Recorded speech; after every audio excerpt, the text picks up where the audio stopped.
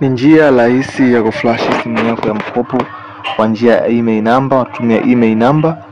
Vile vile tuna haki kampuni umechukulia simu.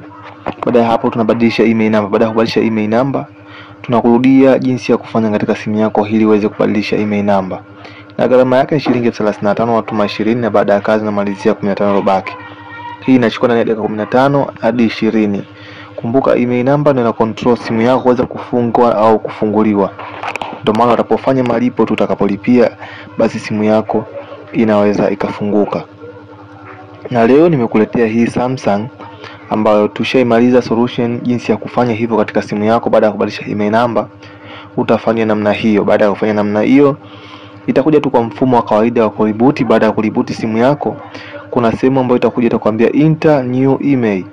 Baada ya kusubmit na kuenter new email, yani email number mpya ya kama hapo unavyoona, unaenda kwenye neno lililoandikwa apply factor reset. Ukishabonyeza hapo utagusa batani ya kuwashia na batani ya kupunguzia sauti na kuongezea, ndo batani ya kushusha chini na kupandisha juu. Hapo tunasubiri ina load.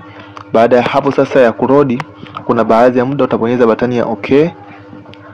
Kipindi unaendelea kusubiria simu yako ije kukaa sawa, kumbuka usitupigie simu kama hauna hivi vigezo. Kumbuka kuflash shilingi 35, tumia 20, baada ya kazi tumalizia 15. Wengi wamekuwa wasumbufu, wanaendelea kuuliza maswali mengi ambayo hayana faida. Simu ni nyingi za kusiflashia. Hivyo kama unahitaji huduma hii basi tupigie ikiwa na vigezo hivyo, au tutumie message, vyovyote vile tutaweza kukuhudumia haraka iwezekanavyo.